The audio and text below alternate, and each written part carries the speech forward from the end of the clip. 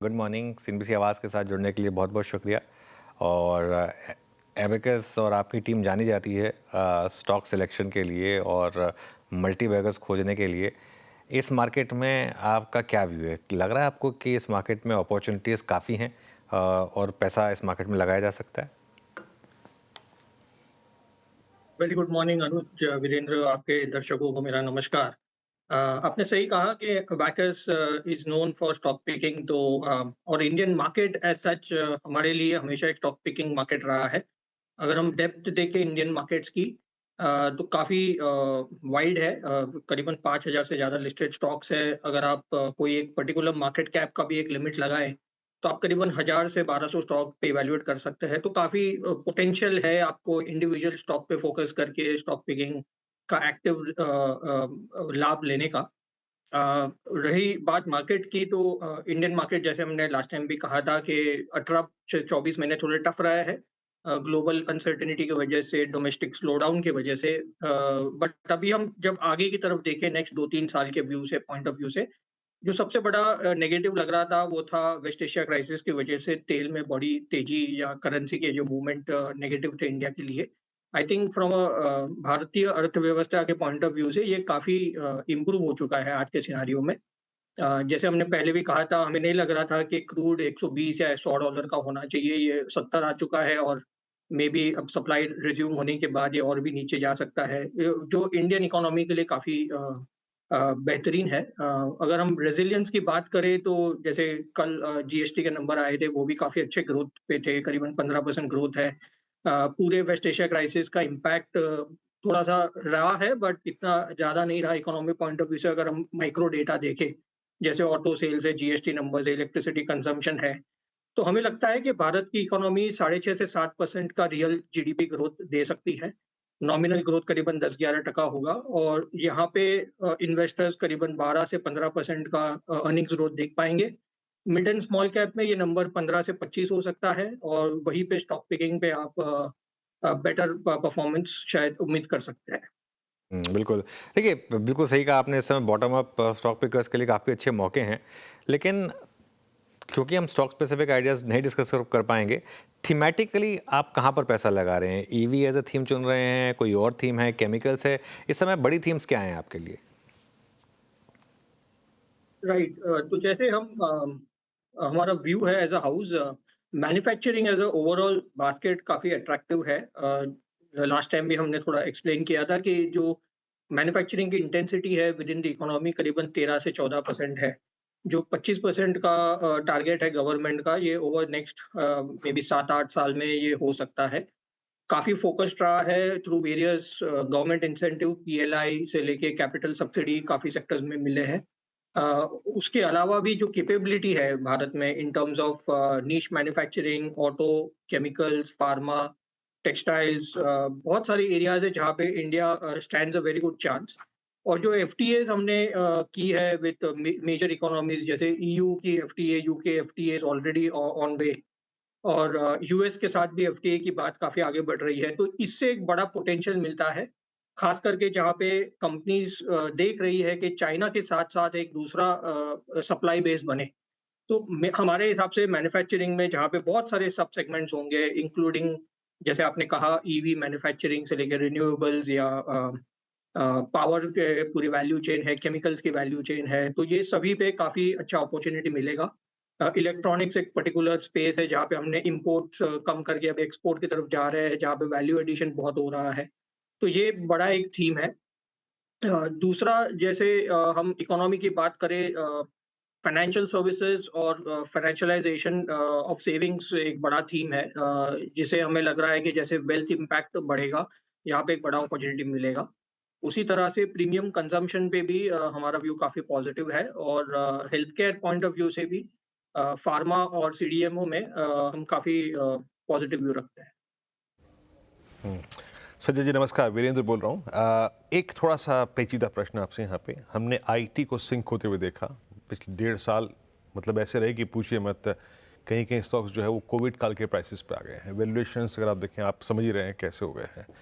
But एक एक चर्चा का विषय ये है कि वो कंपनियां जो अपने कैश के ज़रिए या फिर अपनी इक्विटी के ज़रिए या फिर डेट के ज़रिए बाहर जा रही हैं, एसेट्स लोकेट कर रही हैं, वेदर इट्स डिजिटल या फिर एआई एसेट्स जो उनको एक्वायर कर रही हैं, ऐसी कंपनी को देखने का नज़रिया क्या होना चाहिए जो कि अपनी एटलीस्ट फ्यूचर की ग्रोथ के लिए कुछ एसेट्स एक्वायर कर रही हैं, for instance Coforge, for instance persistent. आपका व्यू क्या है इस पर? नमस्ते वीरेंद्र जी। मैं पर्टिकुलर स्टॉक्स पे बात नहीं कर पाऊंगा, बट जैसे आपने आईटी सेक्टर की बात की, आईटी सर्विसेज जो इंडिया में आईटी सर्विसेज सेक्टर है, आज काफी अच्छा मूव दिया है। एक एक तरह का राहत है इन्वेस्टर्स के लिए। बट लास्ट 6 महीने जैसे आपने कहा काफी टफ रहा है। 30 से 40% स्टॉक गिरे हैं। इंडेक्स करीबन निफ्टी को 25% अंडर परफॉर्म किया है, निफ्टी आईटी सर्विसेज इंडेक्स ने। बट इसका जो मूल कारण है वो हमें समझना चाहिए। फंडामेंटली इस स्पेस में बहुत बड़े चेंजेस हो रहे हैं, जैसे जेन एआई और उसका जो एप्लीकेशन है इवन एट एंटरप्राइज लेवल वो बहुत तेजी से आगे बढ़ रहा है। तो अगर हम सिर्फ हमारी आईटी सर्विसेज की बात ना करें, ग्लोबल आईटी सर्विसेज कंपनीज की बात करें जो इंडियन आईटी सर्विसेज से प्रीमियम पे ट्रेड करते थे, वो आज इंडियन आईटी सर्विसेज से डिस्काउंट पे ट्रेड करना चालू हो चुके हैं। इसका मूल कारण यही है कि जो मार्केट अपॉर्चुनिटी है इन कंपनीज के लिए, उसमें एक अनसर्टेनिटी बढ़ चुकी है। कहाँ ग्रोथ के पॉइंट ऑफ व्यू से हम देखें तो शायद 1-2 साल में हमें वहाँ पे रेवेन्यू डिक्लाइन भी दिख सकता है। ये अनसर्टेनिटी की वजह से मल्टीपल्स पहले कंप्रेस हो जाता है, जो हमने देखा है लास्ट 6 से 8 महीने में। अर्निंग्स पे इसका इम्पैक्ट शायद हमें नेक्स्ट 2-3 क्वार्टर या 1-2 साल में दिखेंगे। जैसे आपने कहा कुछ कंपनीज़ इस पे काफ़ी एग्रेसिव स्टैंस ले रही है, वो कुछ अलग करने की कोशिश कर रहे हैं, जेन एआई के साथ पार्टनर बनने की कोशिश कर रहे हैं, कुछ नए स्पेस में एंटर कर रहे हैं। आई थिंक ये कंपल्सरी हो चुका है given the outlook for the traditional businesses. तो जैसे हमने लास्ट टाइम भी कहा था, ये हमारा मानना है कि इस बिज़नेस मॉडल में रीएडजस्टमेंट होगा। थोड़ा-सा रेवेन्यू प्रेशर होगा, कॉस्ट प्रेशर आपको ट्रेनिंग पॉइंट ऑफ व्यू से लेना पड़ेगा, यूटिलाइज़ेशन लेवल पे इम्पैक्ट आ सकता है और आपको पार्टनर करना पड़ेगा या जैसे आपने कहा कुछ इन्वेस्ट करना पड़ेगा नए एरियाज़ में जो आपके लिए एक नया चैलेंज होगा। तो हमें देखना पड़ेगा कि पहले तो ये आईटी सर्विसेज़ का रेवेन्यू कहाँ पे स्टडी होता है और दूसरा ये जो पूरा शिफ्ट हो रहा है पूरा इंडस्ट्री में, उसमें कौन विनर्स होंगे, कौन कंपनीज़ आगे बढ़ पाएँगी, पार्टनर कर पाएगी।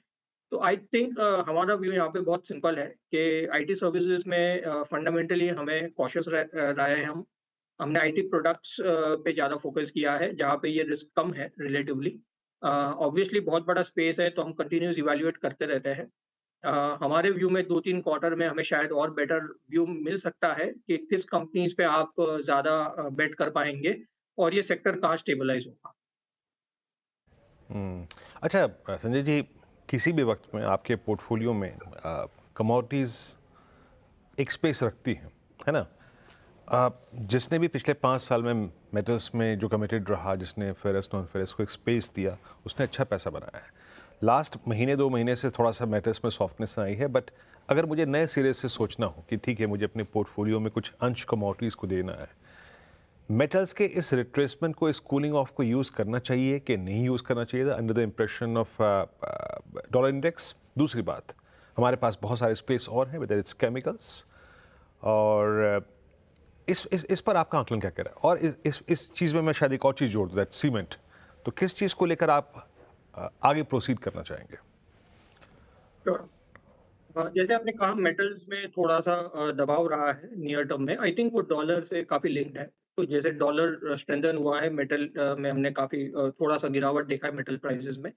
बट ओवरऑल हमारा व्यू काफ़ी पॉजिटिव है इस स्पेस पे, क्योंकि जो बड़ी इकोनॉमीज़ है यूएस, चाइना, यहाँ पे ग्रोथ के लिए अभी भी एफर्ट है। तो जब जीडीपी एक्सपेंशन की बात करते हैं हम, वहाँ पे मेटल का कंजम्पशन इम्प्रूव होना ही है। प्लस इतने सारे जो हमने वॉर्स देखे हैं, उसके रिलेटेड जो इकोनॉमिक रीबिल्डिंग होगा, वहाँ पे भी मेटल्स की आवश्यकता होगी। तो बेस मेटल्स पे हम काफ़ी पॉजिटिव व्यू है हमारा from a 2-3 year view.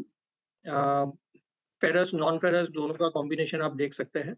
A, but हमें ये नहीं लगता कि मेटल्स में एक बहुत बड़ी प्राइस रैली हो जाएगी, but consumption point of view से काफ़ी ठीक-ठाक आउटलुक है, जिससे हमारे पोर्टफोलियोज़ में ये स्टॉक बने रहेंगे कुछ नीश कंपनीज़ इस स्पेस में। दूसरा प्रश्न आपने जहाँ सीमेंट का कहा, वो थोड़ा लोकल कमोडिटी है। नियर टर्म प्रेशर रहे हैं इन टर्म्स ऑफ कॉस्ट प्रेशर्स, खास करके क्रूड रिलेटेड, जो हमारे व्यू में 1 आध क्वार्टर में न्यूट्रलाइज़ हो जाएगा। डिमांड पॉइंट ऑफ व्यू से हमें देखना पड़ेगा भारतीय सीमेंट डिमांड डबल डिजिट के करीब जाती है कि नहीं। एज़ ऑफ नाउ हमें लगता है कि यहाँ पे एक आध क्वार्टर का पॉज़ लेके हम देख सकते हैं कि अर्निंग्स पे कितना इम्पैक्ट है and then we can take a final view. और तीसरा जो स्पेस आपने कहा chemicals specially speciality chemicals I think at a house level हमारा व्यू काफ़ी पॉजिटिव है। काफ़ी वैल्यू चेन में कंपनीज़ ने काफ़ी प्रोग्रेस किया है केमिस्ट्रीज़ पे। ग्लोबल सप्लाई चेन में अपनी जगह बना रहे हैं और जैसे हमने मैन्युफैक्चरिंग में पॉजिटिव व्यू कहा उसके पूरे वैल्यू चेन में आपको बहुत सारी स्पेशलिटी केमिकल्स की अपॉर्चुनिटी बढ़ जाएगी। तो ये पर्टिकुलर सेगमेंट में हम काफ़ी पॉजिटिव व्यू रखते हैं। अच्छा, एक होम इम्प्रूवमेंट स्पेस में कुछ स्टॉक्स आपने अपने पोर्टफोलियो में इंक्लूड किए थे। इस स्पेस को लेकर आप अब क्या व्यू रखते हैं? राइट अनुज, जैसे रियल एस्टेट काफ़ी अच्छा किया है लास्ट 3 साल में in terms of the sales जो हुए हैं। अब उसकी डिलीवरीज़ हमने देखा है साइकिल करीबन 3 से 4 साल की होती है, तो जो फाइनल डिलीवरीज़ होती है वहीं पे बिल्डिंग मटीरियल्स के अपॉर्चुनिटी बढ़ जाती है।